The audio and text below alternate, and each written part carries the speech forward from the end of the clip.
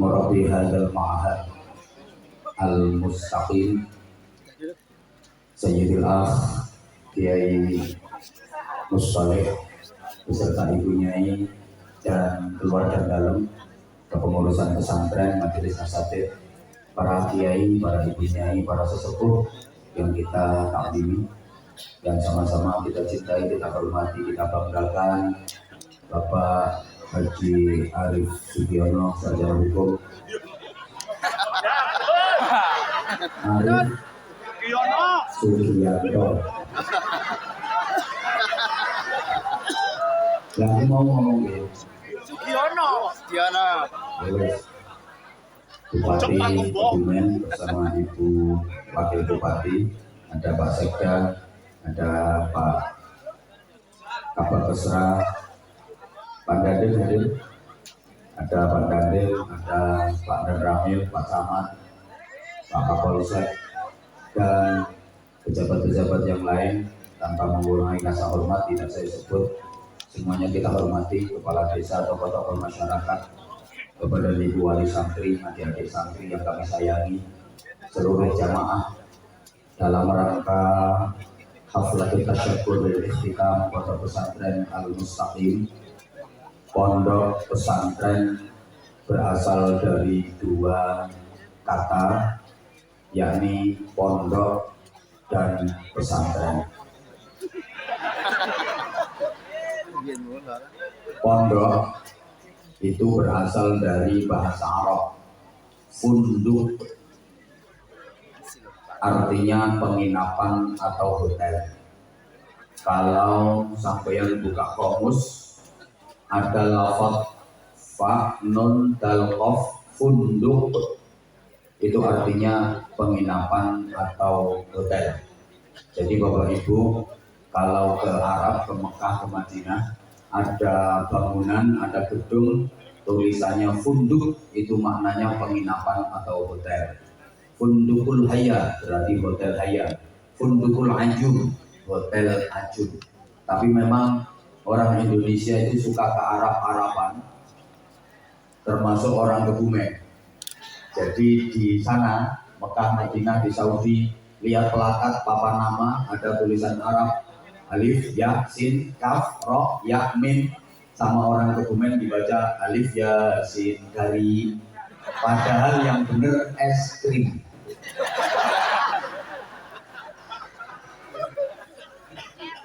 Tapi karena orang Kebumen bacanya alif, ya, sin, karim. Padahal yang bener es krim. Nah, pesantren itu dari kata dasar santra yang merupakan bahasa India kuno. Artinya orang yang dianggap suci, yang berhak menafsirkan kitab suci mereka. Orang India kuno itu punya kitab suci namanya Rig Veda, Arka Veda, dan Sama Veda. Ini kita awal orang ngerti ya. Yang boleh menafsirkan kitab-kitab suci itu hanya kelompok santra.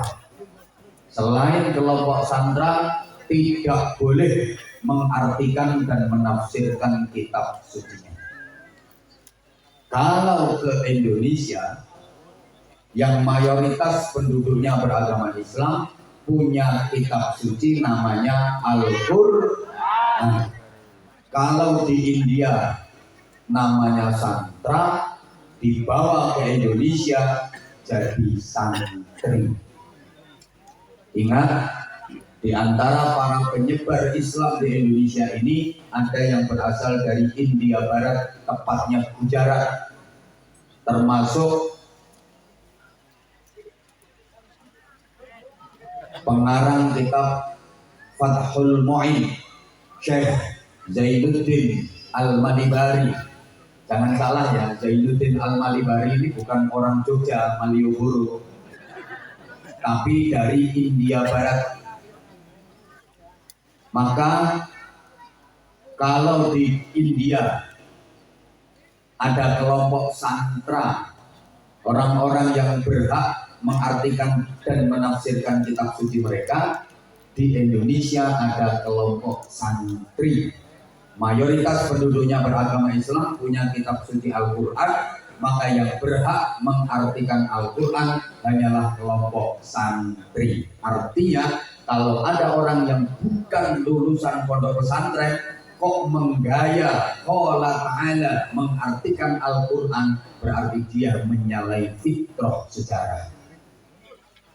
Jadi pondok pesantren itu perpaduan dari dua bahasa, funduk yang bahasa Arab dan santra yang bahasa India kuno. Allahumma sholli ala Muhammad. Kalau kita runut dari sejarahnya, mulai zaman Nabiullah Ibrahim alaihissalam, para jamaah, Allah mengutus seorang nabi dari bangsa Arab Selatan, namanya Nabi Hud alaihissalam, diberi kaum yang disebut kaum Ad. Ayat Qur'annya wa ila adin akhahum huda. Tapi karena kaum Ad ini nakal-nakal, akhirnya dihancurkan oleh Allah Subhanahu wa taala. Di Arab Selatan misinya gagal. Kemudian Allah mengutus nabi dari bangsa Arab Utara, namanya Nabi Shalih alaihissalam, diberi kaum yang disebut kaum Samud. Ayat Qur'annya wa ila samuda akhahum shalihah. Sama dengan kaum Ad, kaum Samud ini nakal-nakal, akhirnya dihancurkan oleh Allah. Visi dan misi di Arab Utara juga gagal. Kemudian Allah mengutus Nabi la minal kiduli wala minal lori, tidak dari selatan, tidak juga dari utara, bal minat tengah.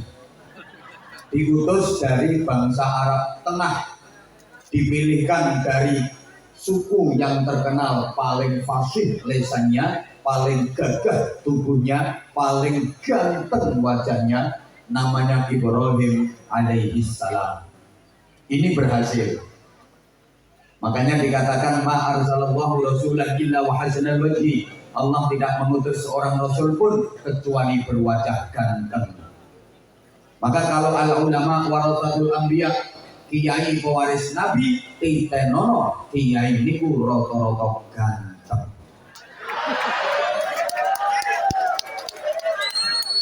Kalaupun nggak ganteng, pasti ada aura berbeda.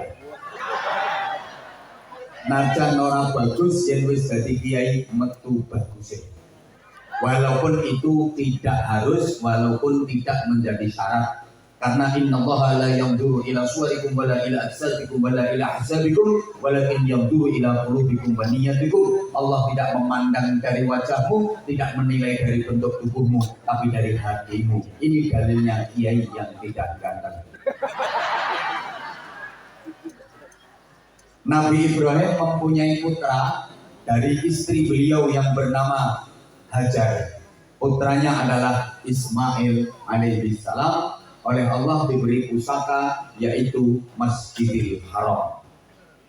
Kemudian punya putra lagi dari istri Siti Sarah, nama putranya adalah Ishak alaihissalam, diberi pusaka Masjidil Aqsa.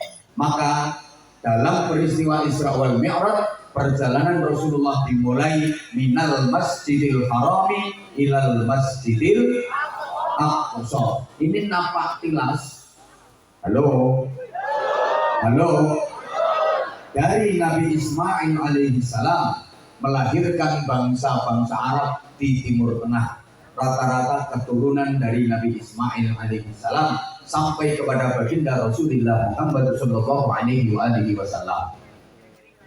Dari putra Nabi Ishak mempunyai anak namanya Nabi Yakub alaihissalam yang melahirkan keturunan Bani Israel. Halo. Nama lain dari Nabi Yakub adalah Israel.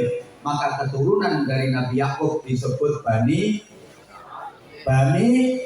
Israel. Israel ini bangsa hebat, bangsa pinter, bahkan gudangnya Nabi. Rata-rata Nabi berasal dari Israel, tapi serakah, garis miring resek, garis miring brengsek, kayak dirimu. Sampai sekarang Sampai urusan nabi aja Israel itu kepengen menguasai. Nggak boleh nabi yang berasal dari luar Israel. Kalau ada nabi yang dari luar Israel direbut harus jadi Israel.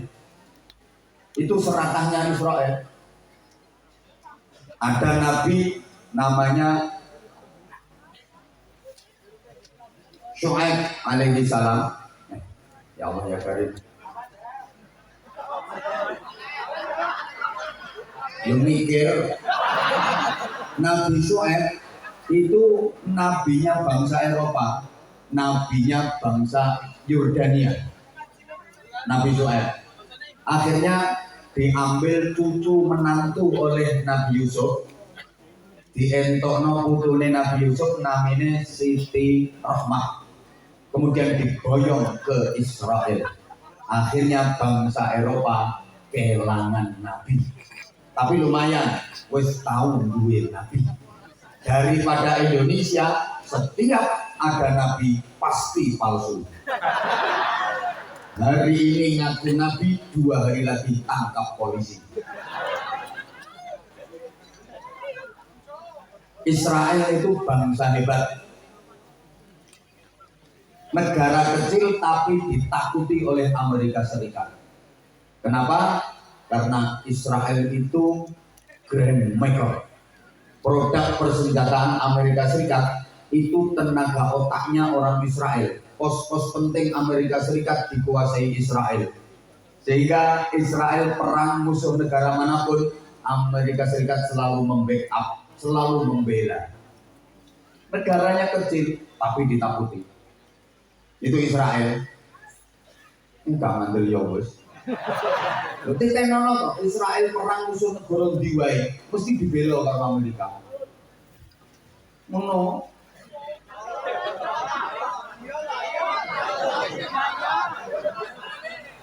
Udah. Kemudian Yakub punya putra namanya Aish. Nah, dari Aish ini melahirkan bangsa Amerika dan bangsa Eropa.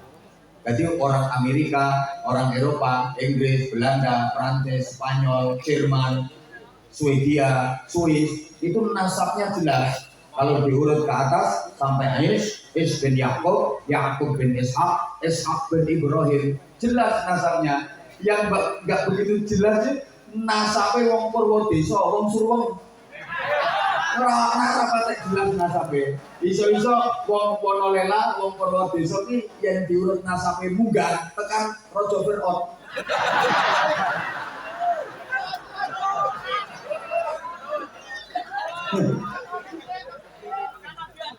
Udah.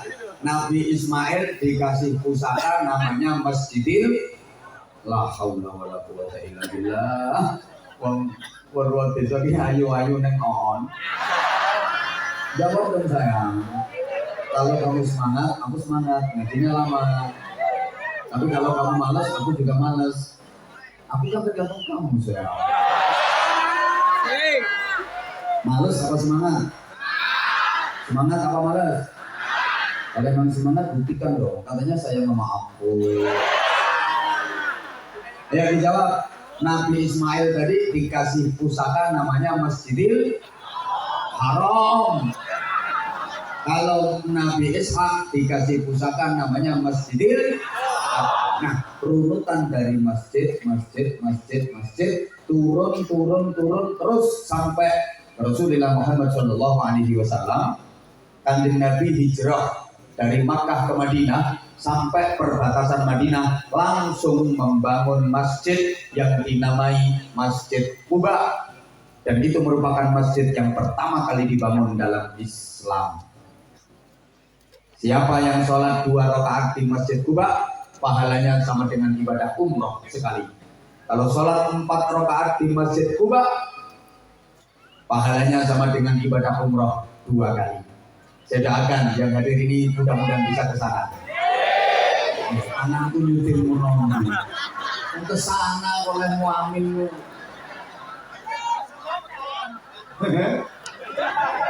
Ya udah, mudah-mudahan bisa ke Madinah. Madinah niku kulone Madiun. Jadi neng becak ya kita tahu.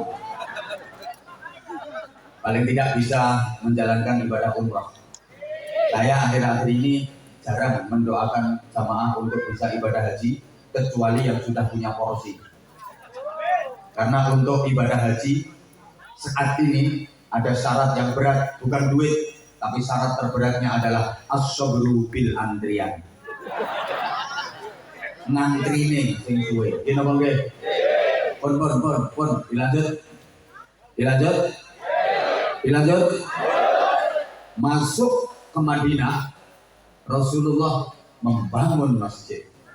Jadi pertama nggak membangun pasar, nggak membangun jembatan, tapi membangun.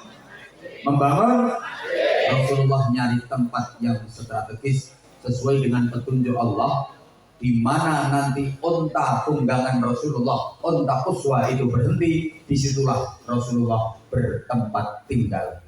Akhirnya unta yang dikendarai Rasulullah dalam perjalanan hijrah itu berhenti di satu tempat, yang tempat itu adalah tempat penjemuran dan pengeringan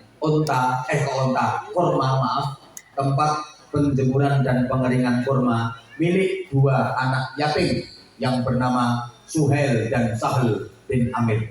Kemudian tanah itu dibeli oleh Rasulullah Shallallahu Alaihi Wasallam. Luasnya kurang lebih 50 meter kali 50 meter. Itu cikal bakal Masjidil Nabawi. Masjidil An-Nabawi. Yang dulu namanya Yathrib, tempat itu kemudian berubah menjadi Madinatul Rasul. Allahumma sholli ala Muhammad. Allahumma sholli ala Muhammad. Selesai membangun masjid, Rasulullah tidak mengeluarkan doa istimewa. Doanya linier. Akan tetapi setelah Rasulullah menentukan suatu tempat yang kemudian disebut Raudhah, dalam sabda beliau, ma baina baiti wa mimbari raudhatun min riyadil jannah. Tempat antara rumahku sampai dengan mimbarku adalah satu taman di antara taman-taman surga.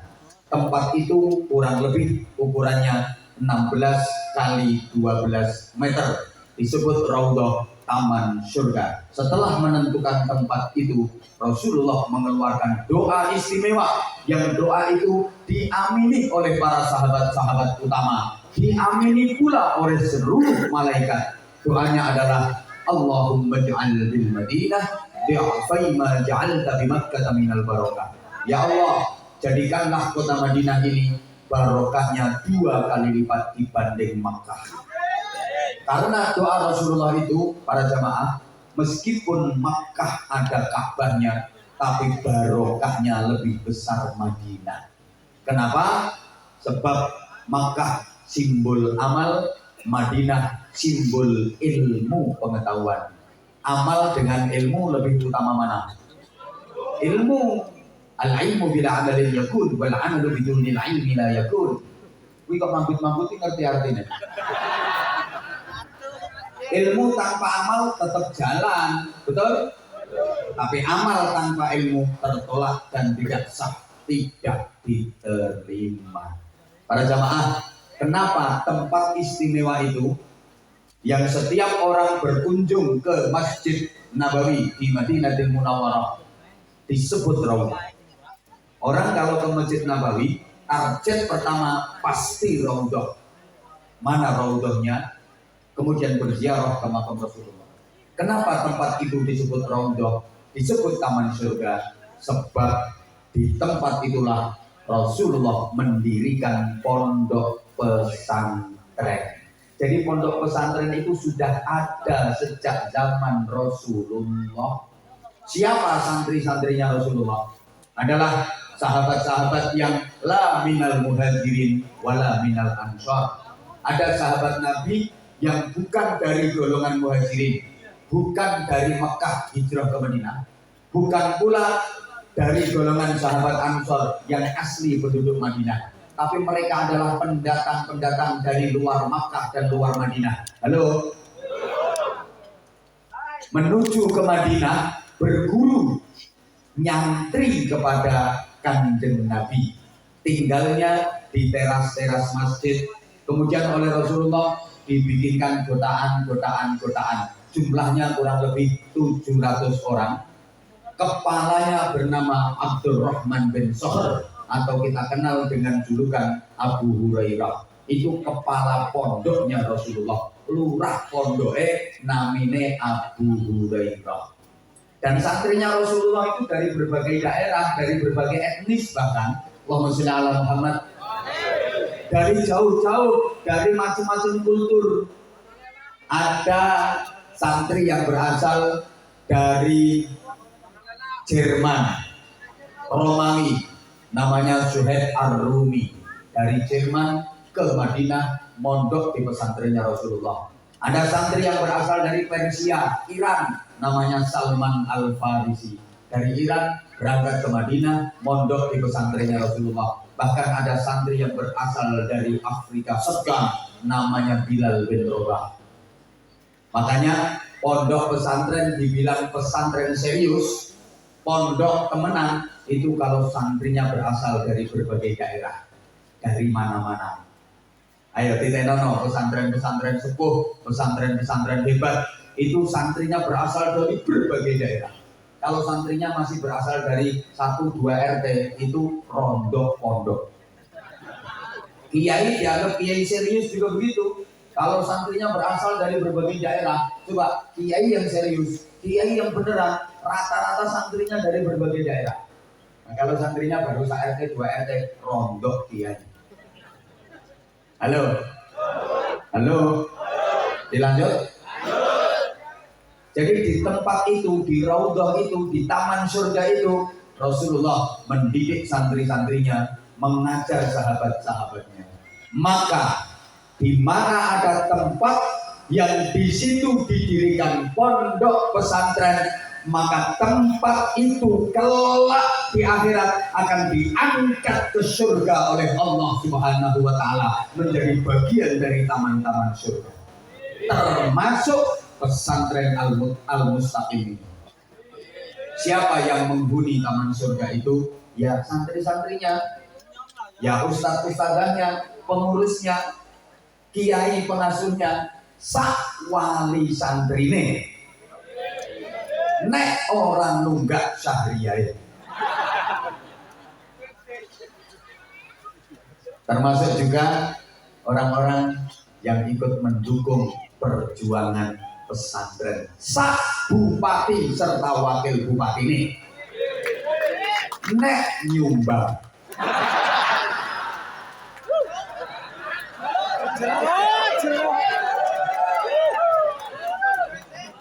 Pulau seneng bupati sosialnya tinggi, subhanallah.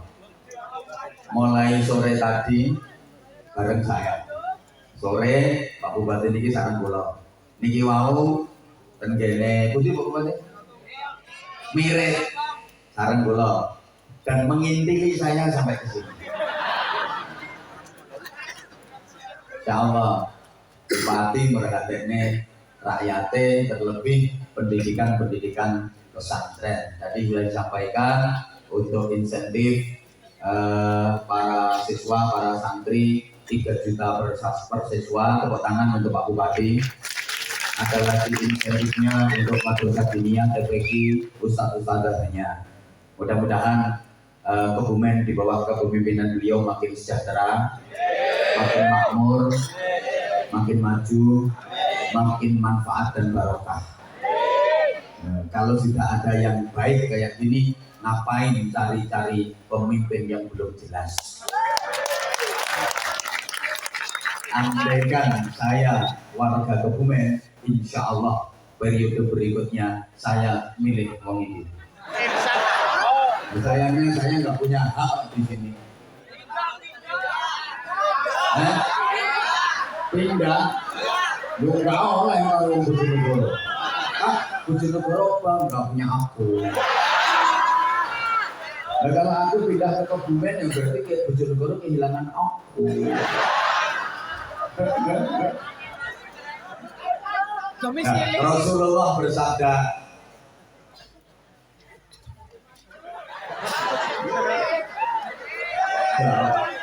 Man ro'ani dakhalal jannah wa man ro'ani dakhalal jannah. Sapa sing tau ngaji karo aku mlebu swarga. Sapa sing tau ngaji karo wong sing tau ngaji karo aku mlebu swarga. Ila yaumil kiamat.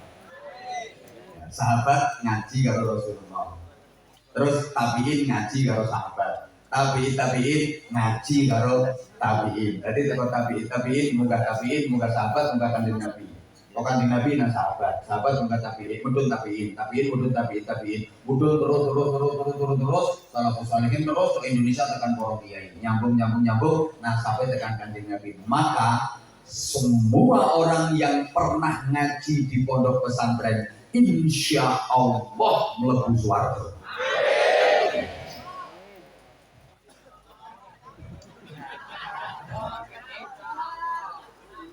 Nah, kemudian turun pengembangan Islam sampai ke Indonesia, dibawa oleh para wali yang sering kita sebut dengan nama Wali Songo. Sebenarnya Wali Songo itu ada beberapa kurun, ada beberapa generasi. Mengembangkan Islam dengan pergerakan yang simbolnya ada dua. Satu masjid tadi, dua pondok pesantren. Allahumma sholli ala Muhammad. Nah, pertama masjid. Gampangannya ngeten, masjid itu simbol ibadah. Masjid itu simbol kesetaraan, simbol kesamaan derajat. Buktinya siapapun yang datang ke masjid diperlakukan sama. Betul? Pak RT masuk masjid sandalmu copoten T. Ketua RW masuk masjid sandalmu copoten W. Pak Lurah masuk masjid sandalmu copoten Ra. Ayo Pak Camat masuk masjid sandalmu copoten Mat. Kapolsek masuk masjid sandalmu copoten. Dandim masuk masjid sandalmu copoten.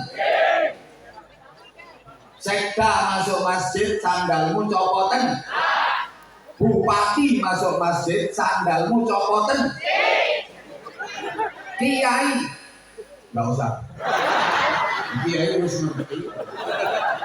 Jangan mentang-mentang dari bupati masuk masjid sandal nggak mau ngelepas. Bapak mohon sandalnya dilepas. Saudara nggak tahu siapa saya? Loh, lali apa itu? Bupati. Maaf, bupati atau apapun jabatannya, kalau sudah di hadapan Allah derajatnya sama, yang membedakan hanya iman dan takwanya. Jangankan kelak di akhirat, maaf, di alam kubur aja udah sama. Malaikat mungkar nakir nggak kenal jabatan bupati. Dikira kalau yang mati bupati mungkar nakir sungkan. Terus kalau mau nanya, mohon izin Bapak, saya mau nanya. Kok enak banget, sama dibentak-bentak tanpa penghormatan langsung. Hei, Aris Sugianto. Nggak usah Pak, nggak usah bupati, langsung jeneng. Weh, Aris Sugianto. Ditanya dibentak-bentak, man Rabbuka, man Nabiyuka, ma imamuka, ma qiblatika. Bisa jawab, lolos, aman. Gak bisa jawab, nyenyek. Nggak peduli bupati. Kiai juga sama. Dipikir kalau yang mati kiai malaikatnya sungkan. Mau nanya, oh saya lupa kiai. Nyongnya harap namanya nikah. Terus ya Sohi wal fadilah wa sa'adah wal karamah. Udah sama dibentak. Hai, Anwar Zaid. Yowis, langsung surga.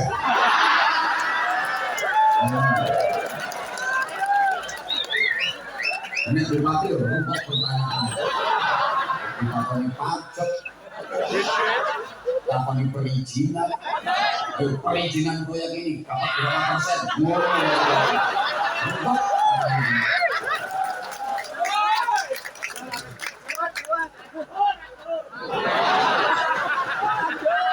Makanya saya nggak mau jadi bupati. tolong seluruh warga Kebumen jangan macam-macam jadi bupati. Sekalian biar wong ini sing nyenyek, biar wong ini sing remuk. Jadi periode berikutnya jangan macam-macam mencalonkan diri. Sekalian ben sing hancur bumi.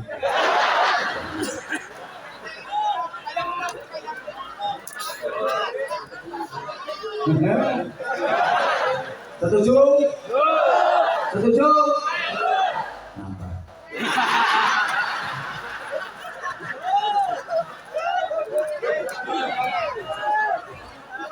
Nah, berikutnya masjid itu simbol miniatur kehidupan sosial bermasyarakat. Karena masjid tempat sholat berjamaah, jamaah ada imam, ada makmum.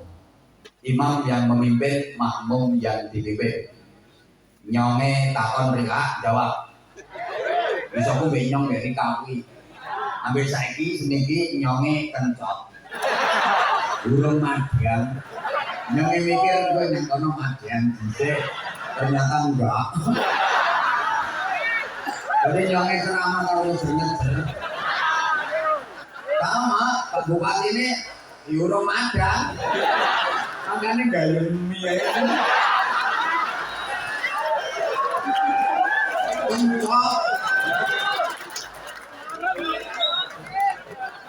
Halo. Halo. Saya tanya jawab, imam sama makmum penting mana? Penting mana? Oh, pentingnya. Imam ya penting, makmum ya. Disebut imam karena ada makmumnya. Disebut makmum karena ada imamnya.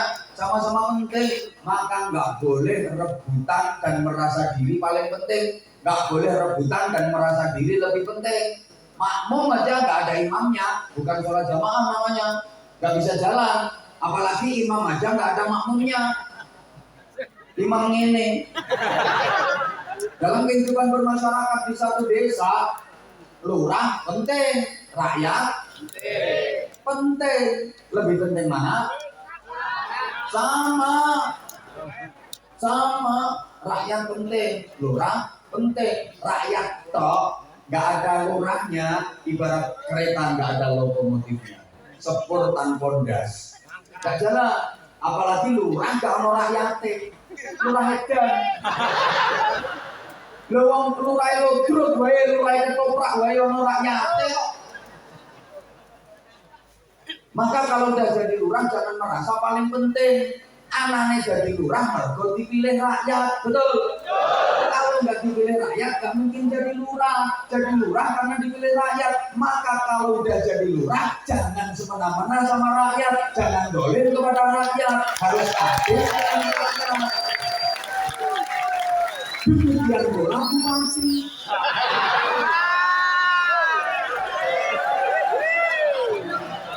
Bisa jadi bupati karena dipilih rakyat, betul? Kalau nggak dipilih rakyat ya nggak jadi bupati. Maka bener banget kalau udah jadi bupati bagi-bagi sembako ke rakyat. Asik, asik.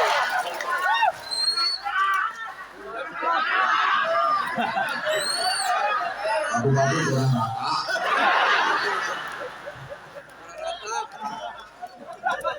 Belum semene oke, ikutan kayak kafe bangkrut bupati.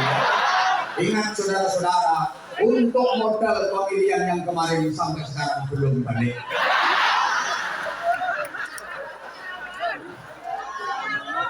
Ini loh, bupati baru beberapa tahun udah dituntut rakyat ini, maaf, kasih kesempatan kepada beliau untuk membangun Kebumen ini menjadi lebih baik. Kalau cuma satu periode, tidak cukup itu waktu. Membangun Kebumen menjadi lebih baik, kalau hanya satu periode, rasa-rasanya nggak cukup. Maka beri kesempatan beliau untuk periode berikutnya.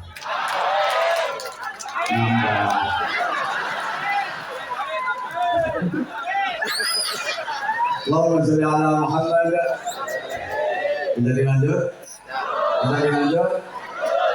Jadi maaf, ini semua yang hadir di sini orang-orang penting. Yang ada di atas panggung ini orang-orang penting. Yang duduk di kursi orang penting. Yang dokrok itu, geloso itu orang penting. Semuanya penting. Semua penting. Gak ada yang gak penting. Saya nggak bisa membayangkan tanpa panjenengan semua. Kalau Anda semua nggak hadir di sini, saya nggak mungkin berani ceramah. Saya ceramah teriak-teriak sendirian. Jadi wong. Maka terima kasih kehadiran sampean semua. Hadirnya sampean semua membuat saya selamat dari edan. Siapa yang menyelamatkan kiai dari edan adalah para jamaah. Maka jangan pernah merasa diri paling penting. Dalam kehidupan keluarga berumah tangga juga begitu. Pilar dan sokok guru keluarga adalah suami dan istri. Suami penting, istri penting, sama-sama penting. Jangan pernah merasa lebih penting, apalagi paling penting. Mentang-mentang dari suami kepala keluarga terus dalil ar-rijalu qawwamuna 'alan nisa. Aku paling penting, aku lebih penting karena aku pemimpin dan penanggung jawab keluarga. Aku yang cari nafkah, aku yang banting tulang, aku yang kerja keras. Maaf Bapak, sak penting-pentingnya wong lanang ora digatekke karo wong wadon. Aku. Kok apane? Yo aku sembarang. Padahal sing iso ngelemeske yo ngene-ngene. Yo ora digatekke tak bingung mumet wae. Muser wae. Riwari iki ndak manggil. Kesempatan juga anaknya dia mulai dengan ya kalangan bapakmu bingung. Soalnya alatnya kan tak dulu.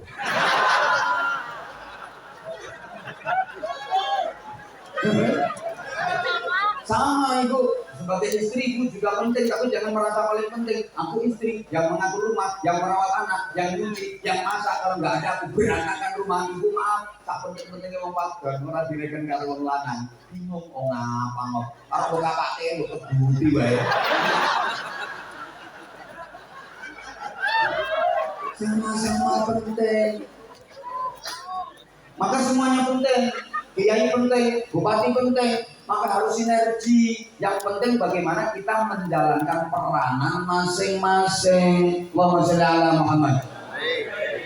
Ini subhanallah satu pelajaran berharga. Dulu para wali berjuang bangun masjid itu, kalau masjid besar atau masjid raya atau masjid jami, masjid terbesar di satu kadipaten, itu letaknya mesti berdampingan dengan pendopo kabupaten.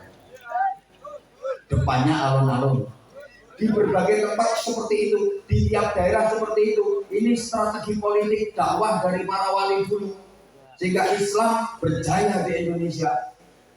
Kenapa masjid berdampingan dengan pendopo kabupaten? Masjid simbol ulama, pendopo kabupaten simbol umarok. Masjid simbol kiai, pendopo kabupaten simbol bupati.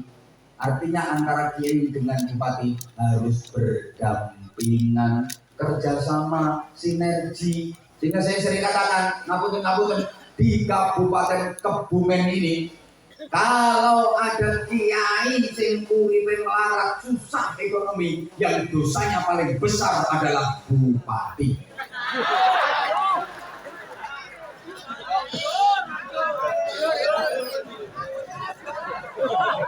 Kok nanti ono kiai melarat, kok nanti ono kiai gak iso mangan, bupati sing dosa. Bupati ini misalnya bantah, masalahnya kiai nggak mau kerja, maaf Pak Bupati. Lah kalau kiai peteng dengan kerja, sing mulang ngaji siapa? Sing merumat masyarakat yang membina moralitas dan mental masyarakat siapa kalau bukan kiai? Kiai ini kerja.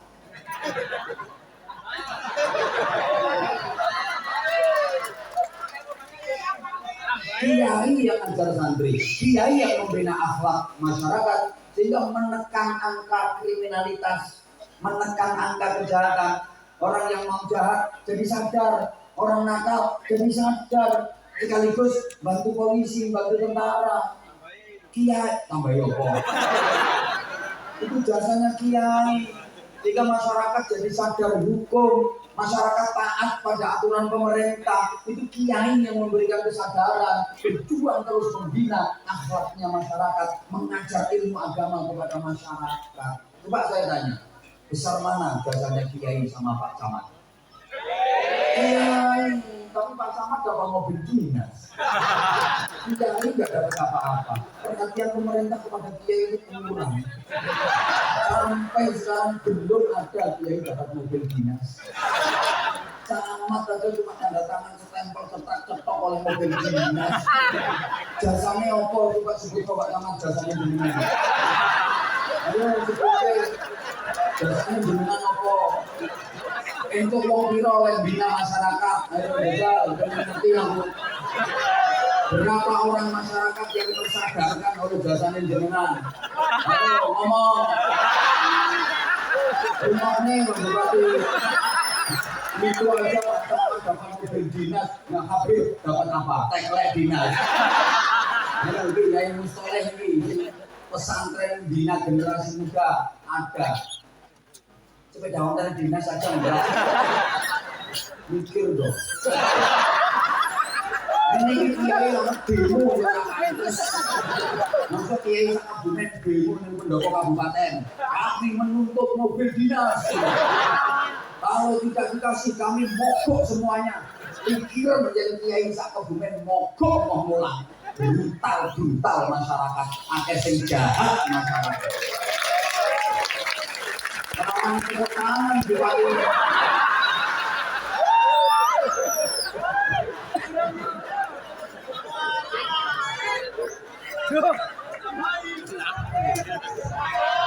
Orang bilang meneh ora apa-apa golek kabupaten liya. Kabupaten lain jangan beri banyak. Iki wae bupatimu ngerayu-ngerayu nyonge. Nyonge diparingi amplop. Mundang. Nyonge mikir isine duit. Tibae undangan. Bupatimu wis ngerayu nyonge ngundang. Tapi nyonge durung bisa. Ya iya makane urung konsultasi karo bagian jadwal. Ngapunten kula dereng saged jawab Bupati. Dibatalke ora apa-apa golek kabupaten lain.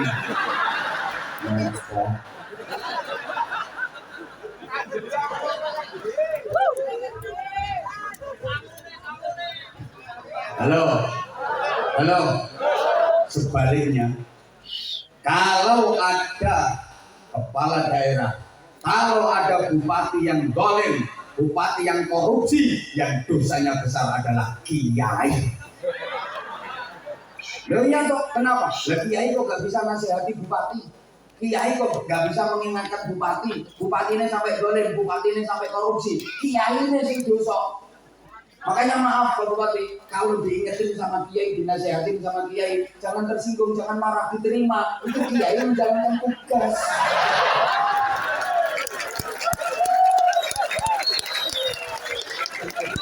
Nah, kalau nggak terima, silahkan tinggalkan panggung.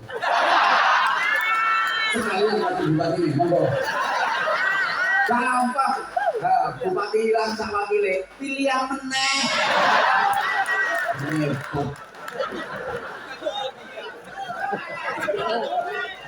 Halo.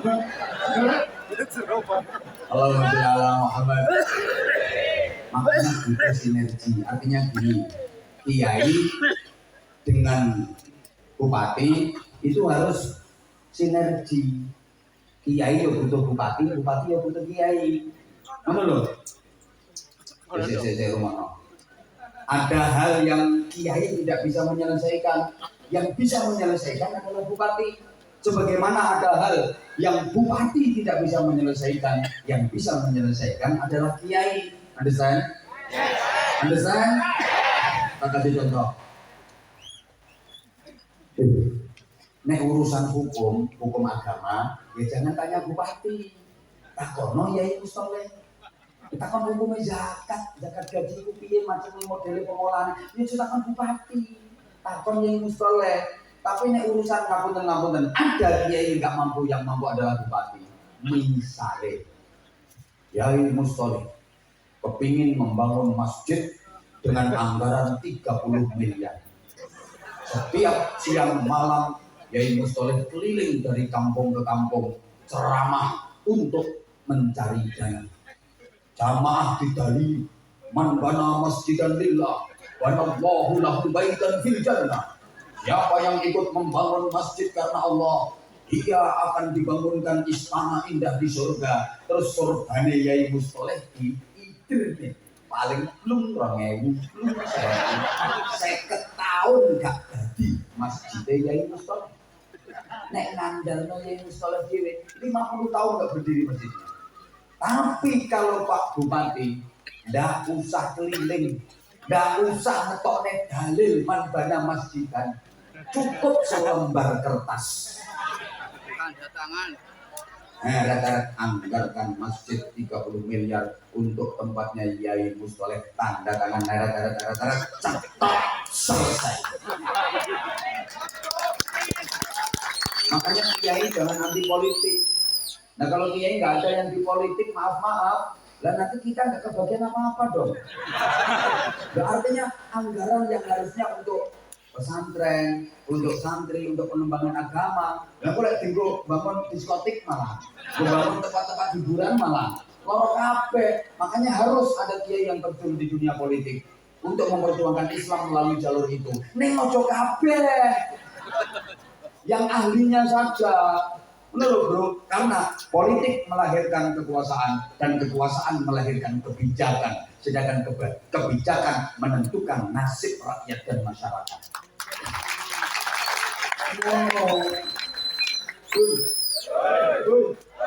Paham belum? Tak kasih contoh lagi.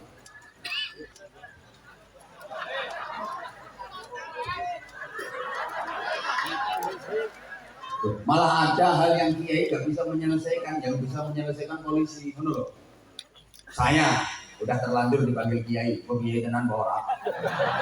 Terus kadung kok. Terus saya melihat ada anak-anak muda mabuk berjamaah. Bocah 30 mendem bareng. Sing diombe iki masyaallah. Tak kontol. Tapi mirip vodka tambah toat, tambahi oli tobuan. Cek obat nyamuk bakar.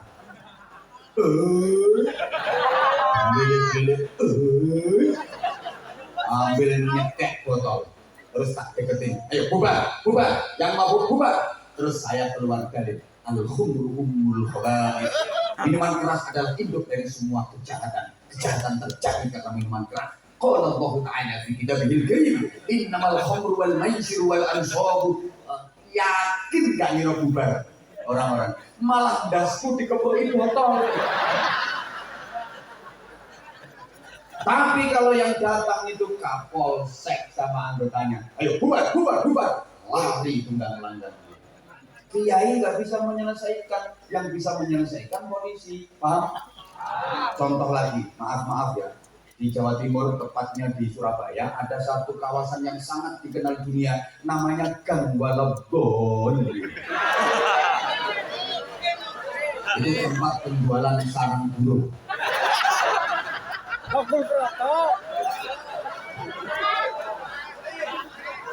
Masya Allah. Tahu nggak jumlah PSK di situ 17.000 lebih. Saya punya datanya. Langganan. Saya dulu sering kok ngasih pembinaan. Kalau malam Jumat itu diajak istighosa, diajak istighfar bareng-bareng. Ya nangis mereka. Ini bener. Berapa dosa perzinahan yang terjadi di kawasan itu? Masya Allah, Kiai seluruh Jawa Timur sumpah bingung gimana caranya supaya gandoli dibubarkan untuk menyelamatkan dosa perzinahan. Masya Allah, sering diadakan istighosah, doa bersama oleh para kiai. Allahumma bubarkan doli, Allahumma hancurkan doli. Semakin diistighosai, doli semakin ramai, peminatnya semakin banyak. Bahkan kiai yang doanya ampuh-ampuh itu kejem banget kalau berdoa. Ya Allah, lonte-lonte doli, jadikan kudikan semua ya, bikin pengkoresan semua ya. Itu nggak ngono, lonte ini malah mulus-mulus. Kiai nggak mampu, Kiai mampu. Tapi begitu seorang kepala daerah membubuhkan tanda tangan dalam sebuah perda, nomor sekian, garis miring sekian, angka romawi sekian, menyatakan Doli harus dibubarkan. Tanda tangan, rata-rata, sedangkan cetok, selesai, kukur.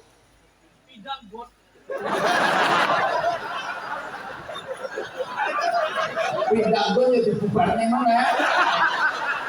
Nah, artinya kiai nggak bisa membubarkan itu, yang bisa membubarkan kepala daerah, pemimpin, menurut paham? Sorry, memang argumen itu menurut nggak?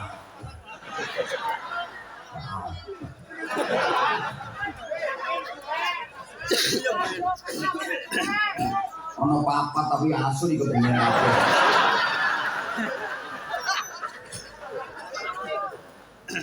Anyel.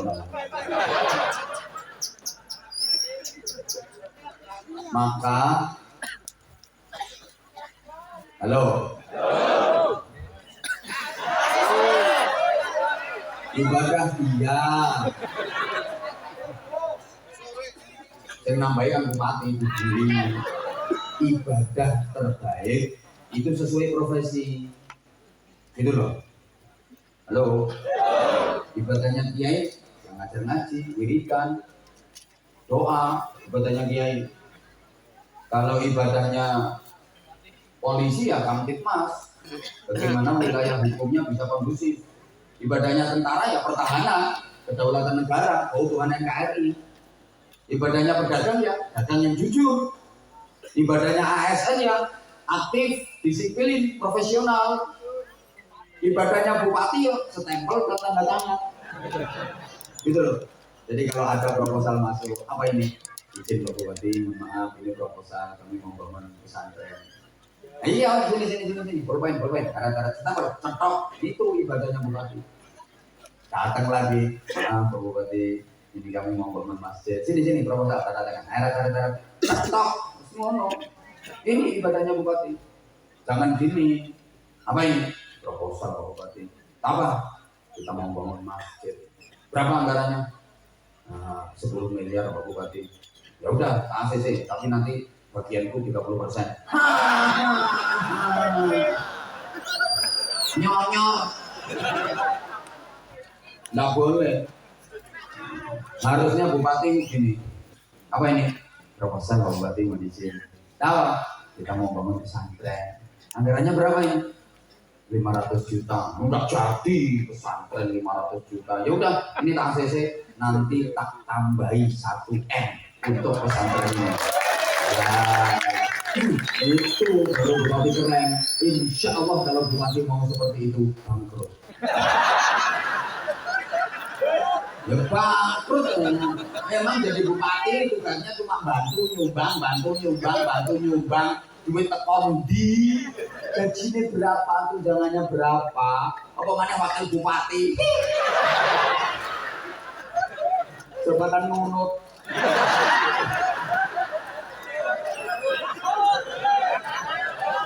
Lah, wakil bupati itu dikei proposal terus nggak mau bekerja loh. Nggak bantu Pak Bupati malah bingung ngurusi proposal. Makanya aku belum.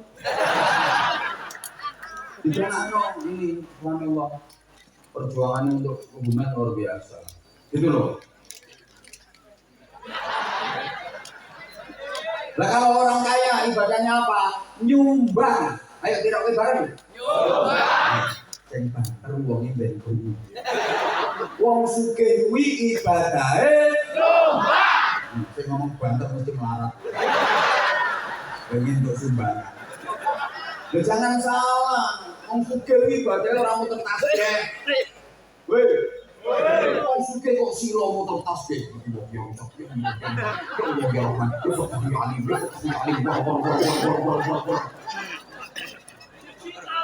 Salah pasang.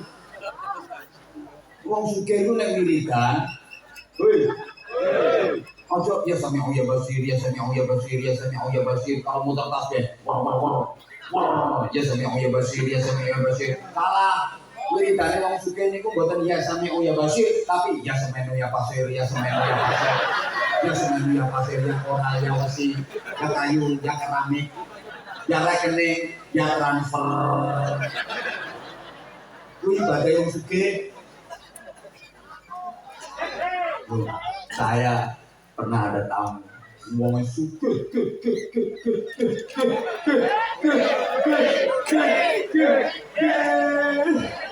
sambil sugih. Kok tahu? Ya dari kendaraannya, Rubicon.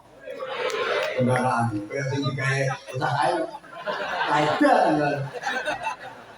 Sing menganiayanya duyane wong sekarepe dhewe. Begitu dia datang terus tak ajak keliling pesantren. Alhamdulillah pas lagi bangun, itu pas bangun untuk gedung tahfidzul Qur'annya, untuk anak-anak yang ikut ngapalin Qur'an 3 lantai. Kita ajak keliling, dia tuh ngomong, Pak Kiai bangun lagi ya? Ya bangun lagi. Itu dia ngomong, saya doakan mudah-mudahan terus jadi Pak Kiai. Saya ngomongin, aku rabu tubuhmu. Berarti kira tak ajak keliling itu tak minta doa, mandi domoku kalau domomu. Rumah sana tak ajak keliling tak jalui domo,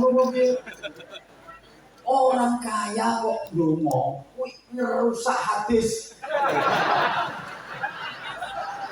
Lainnya lah, ngerusak hadis. Wong hadisnya satu, bi'ilmin ulama, berjuangnya ulama dengan ilmu.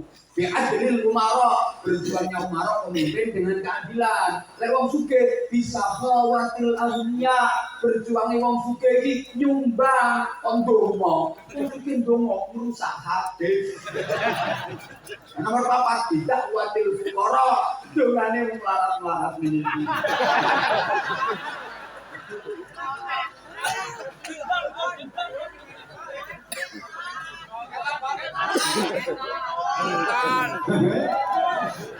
Makanya harus sinergi semua.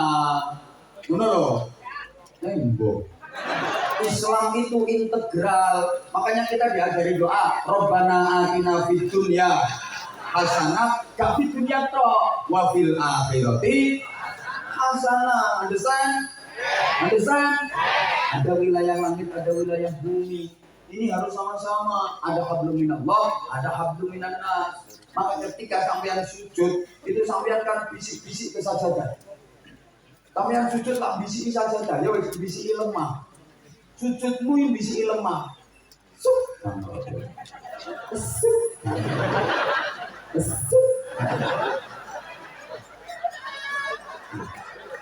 Bagaimana? Masa kamu sujud moto nini loro moto tambah li kotong telo moto ne tambah hombong dulu. Bisik-bisik kok, bisik-bisik ke tangan.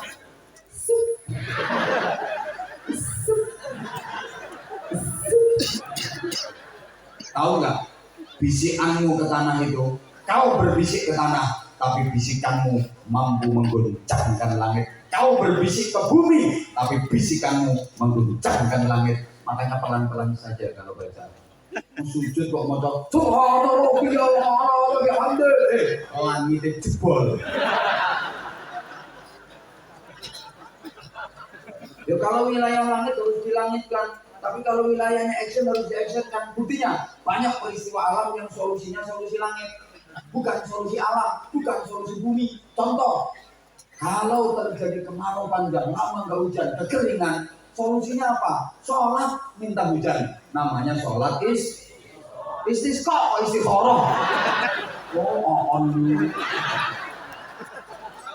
Nah ini peristiwa alam tapi solusinya solusi langit, gitu loh. Ini sholat istisqa, sholat yang paling dihindari oleh para kiai. Suruh jadi imam nggak berani. Takutnya kalau nggak hujan dianggap orang mandi. Aja yang soleh untuk imami sholat istisqa, ojo aku, ojo nyongi, hujan, dan orang hujan, orang mandi. Ada bencana alam, gempa bumi. Kita bukan disuruh mendatangkan ahli BMKG, gunung meletus, bukan suruh mendatangkan ahli vulkanologi, enggak. Solusinya apa? Kunut nazilah, coba. Halo. Gerhana matahari, gerhana rembulan. Allah nggak memerintahkan ambil teleskop Hubble, adakan penelitian tentang astronomi dan astrofisika. Enggak, solusinya sholat gerhana, khusuf lil syams, khusuf lil qamar. Hui. Ada wabah penyakit, solusinya li khamsatun utufi harrun wa badil haqimah al-mustafa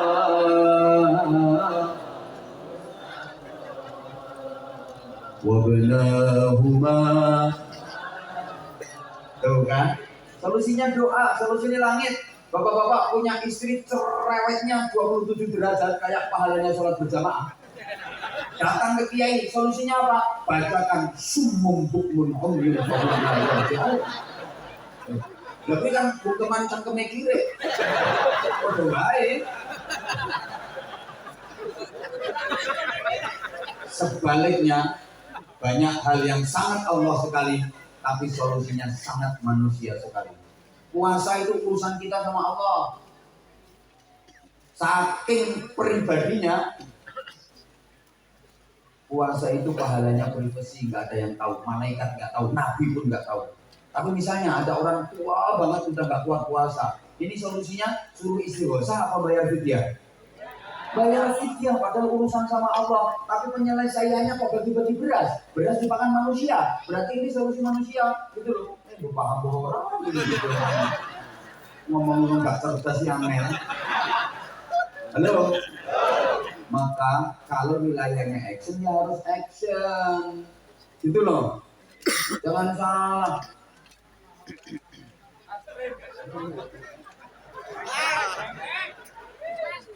Wilayahnya action ya harus action. Allah punya sifat Ar-Rahman, siapapun dikasih. Sorry, ada anaknya orang non-muslim, orang tuanya pengen anaknya jadi dokter. Dia dikuliahkan di fakultas kedokteran, rajin mengikuti mata kuliah, skripsi diselesaikan, lulus, jadi dokter. Walaupun nggak pernah doa, nggak kenal Allah, jadi dokter. Sedangkan anaknya kiai pengasuh pondok pesantren, pengen anaknya jadi dokter, dikuliahkan di fakultas kedokteran, tapi anaknya nakal. Nggak pernah mengikuti mata kuliah, skripsi nggak selesai. Dia nggak mungkin jadi dokter. Dia cuma silo, muter tasbih, wiritan, sunyati, wah, nggak jadi dokter malah jadi dukun.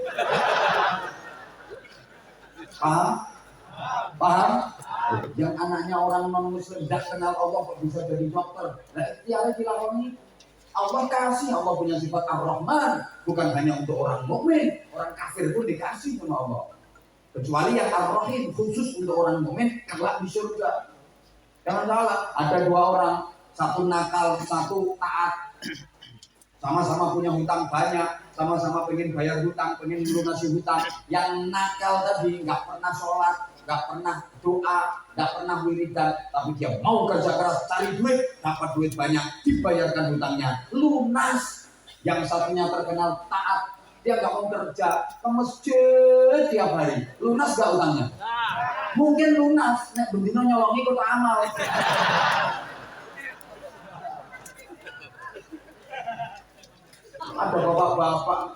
Ada bapak-bapak pengen punya anak, istrinya nggak pernah diapa-apain, bisa kai tiap malam.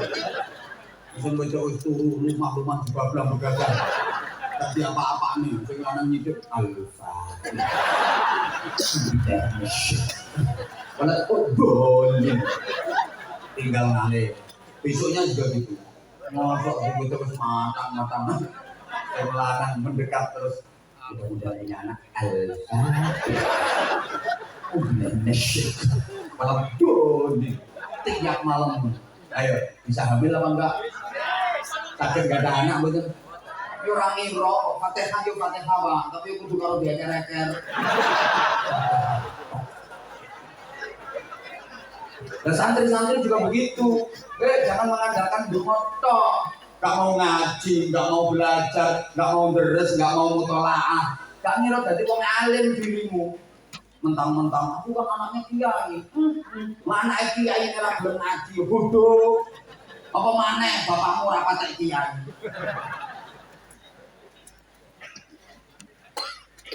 Ya dadi ning ngono-ngono kuwi.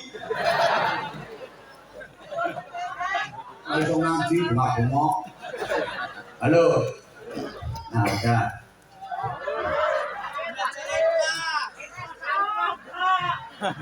Nah, berikutnya, udah. Lo kesel ngasih terus. Duduk kursi, enggak, kursinya biar diduduki Pak Bupati saja. Saya nggak tertarik sama kursi-kursi. Di rumah saya sudah banyak kursi. Biar Pak Bupati saja yang menduduki kursi.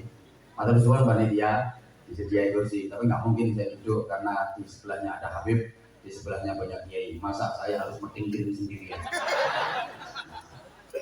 Adabnya berdiri, tapi untuk berdiri terus-terusan capek.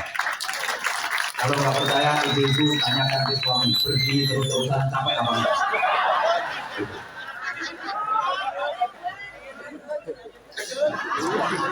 Ya, meskipun Habibnya udah mempersilahkan, silakan duduk. Tapi saya yang nggak berani. Masa saya metinggirin beliau di bawah? Nah, bupati wani-wani aja. Mana bimo sekda, wani-wani aja.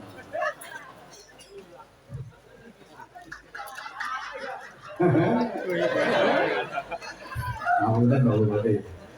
Saya itu begitu kenal dengan beliau, rasanya kayak saudara.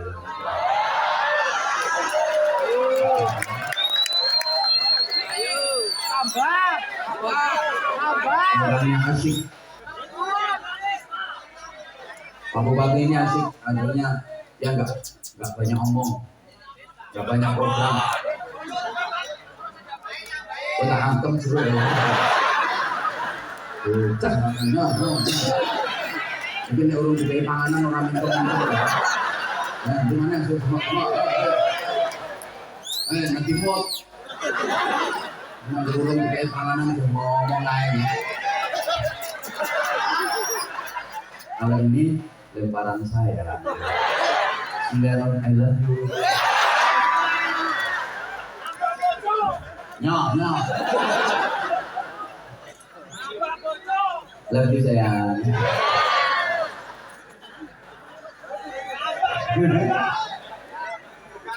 Allahumma sholli ala Muhammad. Ya, saya lanjut. Di Indonesia perjuangan itu juga melalui pondok pesantren. Mbah Sunan Ngampel Maulana Sayyid Rahmatullah merintisnya di Ampel Denta, Surabaya. Santrinya juga mirip santrinya Rasulullah yang multikultur. Santrinya Mbah Sunan Ampel itu ada yang putranya sendiri, namanya Sayyid Maulana Makhdum Ibrahim, yang kemudian menjadi Sunan Bonang. Ada lagi santri beliau, putra beliau, Sayyid Qasim, kemudian menjadi Sunan Derajat. Ada santri yang putra ulama terkenal, ulama kenamaan, Maulana Ishaq, namanya Sayyid Ainul Yakin, Raden Paku, yang kemudian menjadi Sunan Giri.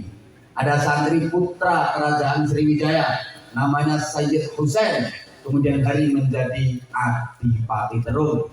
Ada santri putra kerajaan Majapahit, namanya Pangeran Jimbun, itu nama Cina karena ibunya berasal dari Campa, Cina. Nama lainnya adalah Raden Hasan, Raden Fatah, yang kemudian menjadi Raja Islam pertama di Jawa yang berpusat di Demak Bintoro. Bahkan ada santri yang mantan rampok, mantan berandal, namanya Berandal Lokojoyo, Raden Syahid, yang kemudian hari menjadi Sunan Kalijogo. Ini bukti wong nakal kecekel kiai jadi wali sedulur Sunan Kalijogo. Tapi yang sing nangani, yang sing nyekel dudu kiai, iso-iso jadi Sunan Jogo Kali. Tukang mancing atau tukang ngising. Halo. Allahumma sholli ala Muhammad. Allahumma sholli ala Muhammad. Nah, saya lanjut.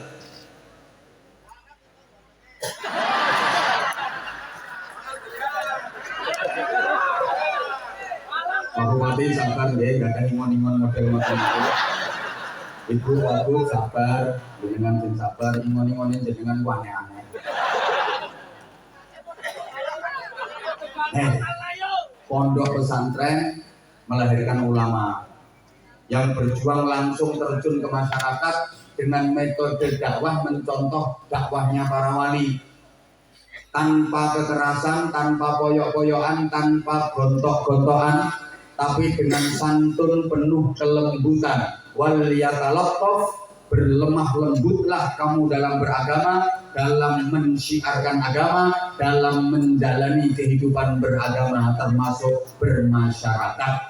Fabima rahmatin minallahi linta lahum, disuruh halus, lemah lembut, karena walau kunta faddan ghalidul qalbi lam faddu min haulik, jika kamu keras, kasar, keren, masyarakat akan lari darimu, menjauh darimu, gak akan simpatik kepadamu, gak mau memeluk agama Islam yang kau sebarkan. Sehingga dakwah para wali sukses. Masyarakat Islam hampir 90% beragama Islam. Padahal sebelumnya Hindu, Buddha, ateis, kelenek itu ya bangsane Nyiroro Kidul, Nyiroro Lor, Nyiroro Kulon, Nyiroro Wetan, Nyiroro Pojokan, Nyiroro Tengah. Ini pelet malampe berandung wala ali washabi asmain. Malik Grim yang hampir 90% beragama Islam.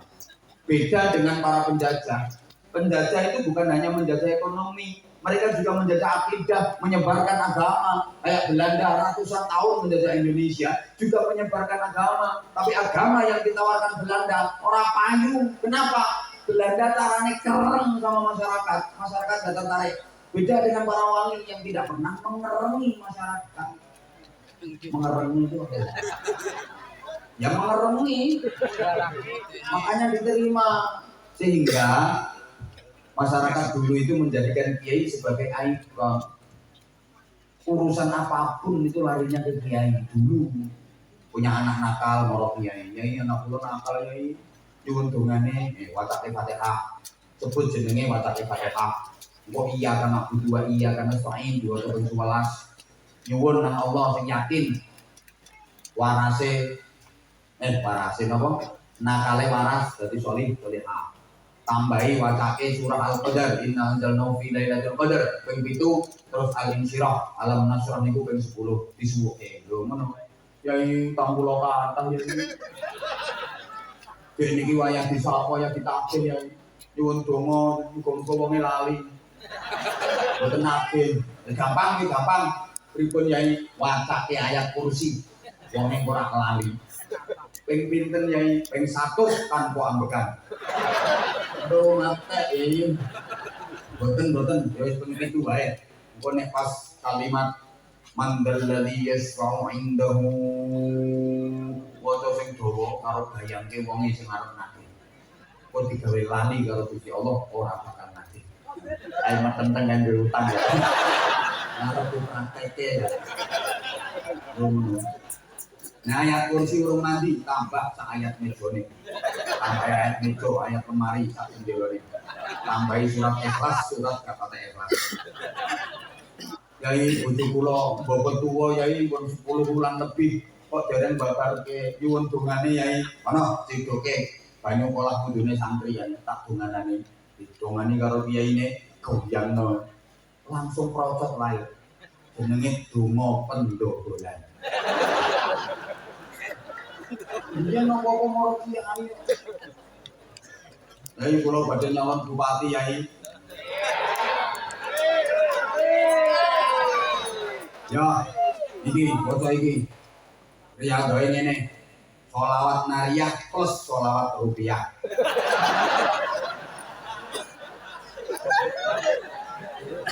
Itu sholawat nariyah tok karo sholawat rupiah. Halo.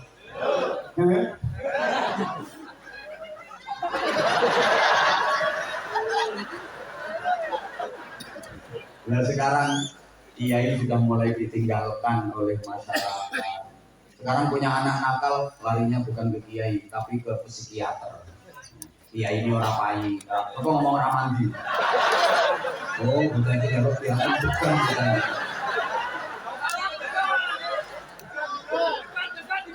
Perawani mengalami habis kok.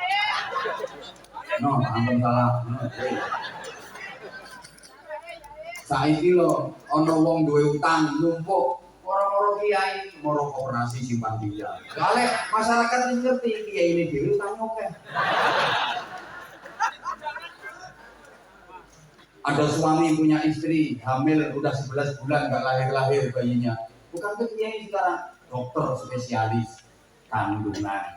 Ibu-ibu yang boten ngertos, dokter spesialis kandungan ini no plakat papan nama ono titele SPOG, spesialis ogo-ogo. Pancen SPOG kok. Yo pas. Ogo-ogo opo. Ora iso ya ora laris lambene. Sing manake laris yo ngene iki kok. Makane larang. Kowe murah ora usah nekake nyonge. Ketua RT-mu kon ceramah. Ngel. Sekarang gitu kok. Kiai mulai ditinggalkan. Makanya jangan salahkan kalau ada kiai jadi tim sukses. Kiai cerdas. Soalnya gak pakai kanggo. Malah sekarang ada kiai yang berubah profesi, alih profesi jadi dubes, dukun besar. Ya, masyarakat, loh, siapa ngomong tenang. Itu kayak boloni, stres. Lah dukun prospektif ono Indonesia. Prospektif cerah masyarakat Indonesia iki prinsipe kalah duit menang wirid, kalah pangkat menang tirakat, kalah umuk menang suwuk, kalah donya menang donga, kalah rupa menang dupa, kalah rupa-rupa bangka. Kalah karo rupa-rupa.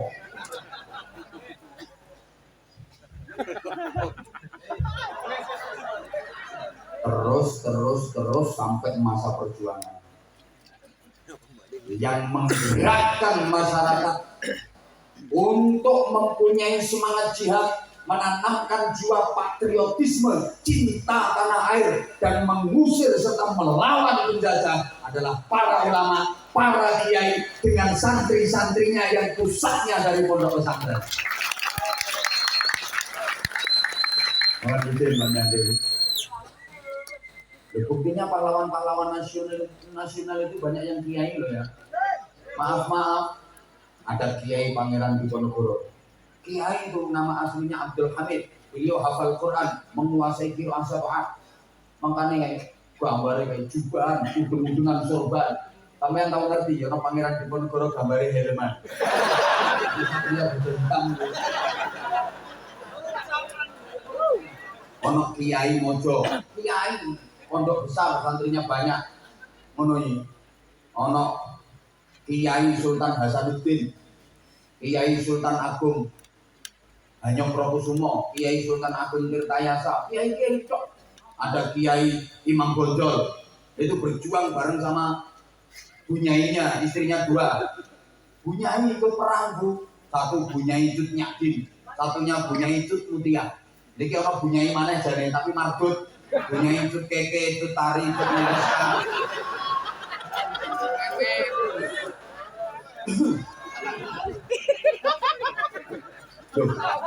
Panglima Besar Jenderal Sudirman, Kepala Madrasah Diniyah, alim beliau. Beliau itu santri tulen, kiai tulen. Izin Pak Gandil. Panglima Besar Jenderal Sudirman itu, halo. Istiqomah puasa Senin Kamis sampai pun beliau sakit dalam perang gerilya, puasa Senin Kamis tidak ditinggalkan. Beliau daimul wudhu, menjaga wudhu, batal wudhu. Kalau napak tilas perjuangan gerilya beliau di tempat istirahat selalu didapati tempat dari tanah, tempat air yang terbuat dari tanah gerabah itu. Bahasa Inggrisnya the padasan. Untuk tempat wudhu beliau selalu sholat di awal waktu dan berjamaah. Ayo. Hebat.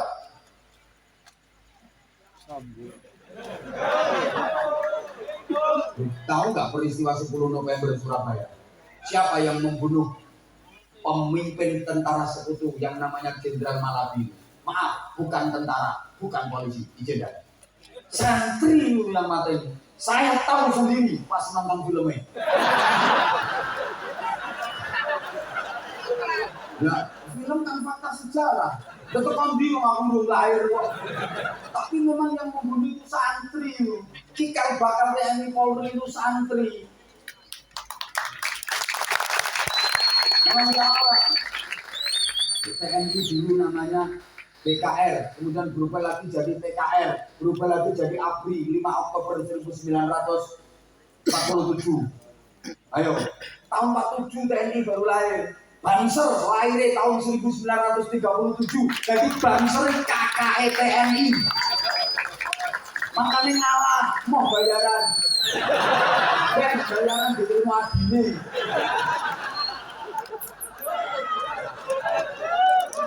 Hidup Banser. Ngalah mau bayaran. Bayarannya diparingi adine. Banser 37, TNI 47 kok. Banser iki KKE TNI ngalah ora bayaran yo ben ning bintange luwih akeh.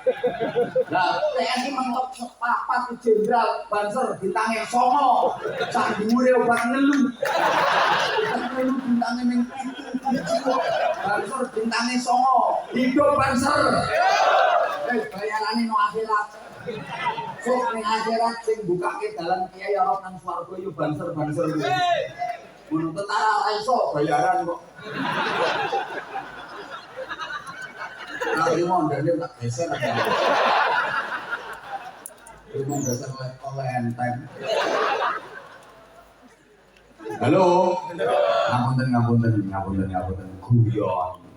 Jadi betapa antara TNI dengan apa ya, santri dengan kiai perang sekali. Mana lho maksudnya?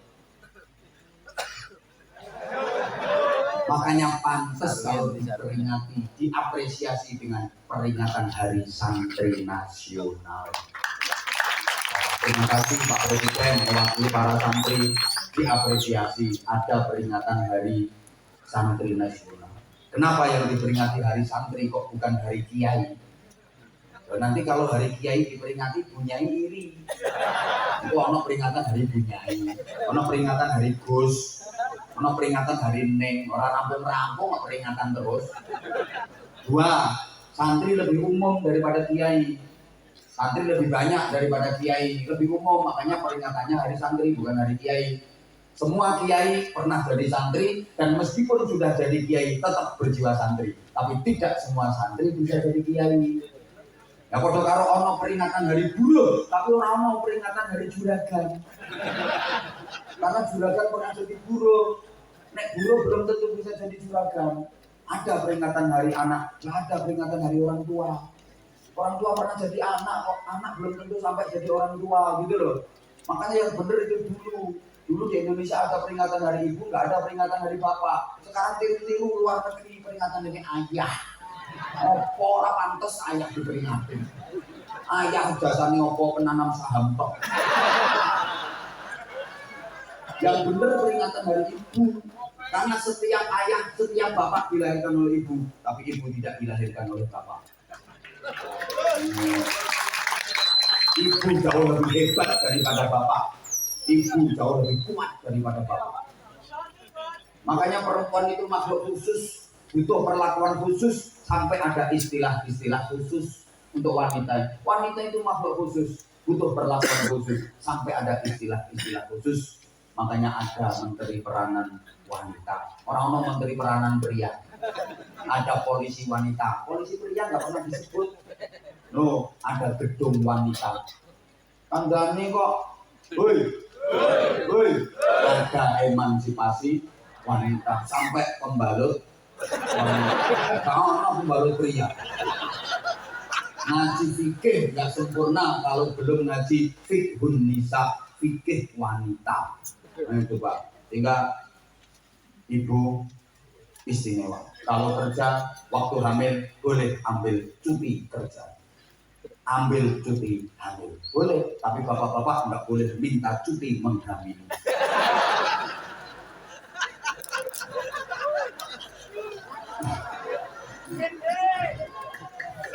Mulana.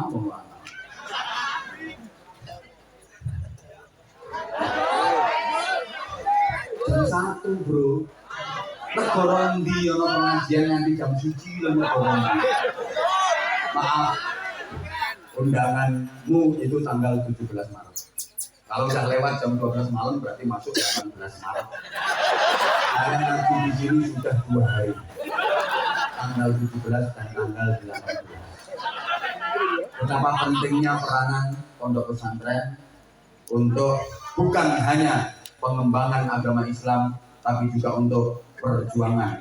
Mulai merebut, mempertahankan, sampai terus melestarikan dan meningkatkan agar negara kesatuan Republik Indonesia yang kita cintai bersama ini makin jaya, makin hebat, makin bermartabat. Tidak salah panjenengan mengarahkan, menitipkan putra-putrinya ke pondok pesantren. Pondok pesantren melahirkan kemerdekaan, kemerdekaan melahirkan sekolahan sampai perguruan tinggi. Maka perguruan tinggi adalah cucunya pondok pesantren. Pondok pesantren di mana-mana yang haluan ahlus sunnah wal jamaah mudah-mudahan dijadikan maslahah, manfaat, barokah, istiqomah hingga yaumil qiyamah, mampu mengantarkan santri-santrinya menjadi manusia-manusia utama yang cinta tanah air, cinta kepada agama untuk mewujudkan kehidupan yang lebih manfaat. Khairun nas anfa'uhum linnas. Demikian, mohon maaf atas segala khilaf. Terima kasih atas kebersamaan ini. Saya Anwar Zahid dengan segala keterbatasan mohon maaf yang sebesar-besarnya. Fadilatul Habib Hasan Al-Antas mohon berkah doa ibu. Waffaqanallahu wa iyyakum lima yuhibbu wa yardah. Wassalamualaikum warahmatullahi wabarakatuh. Fadal Habib. Nggak ada sarung mangga. Sarungnya mangga sama iya santai wae ta. Sarung mangga orang mak ya.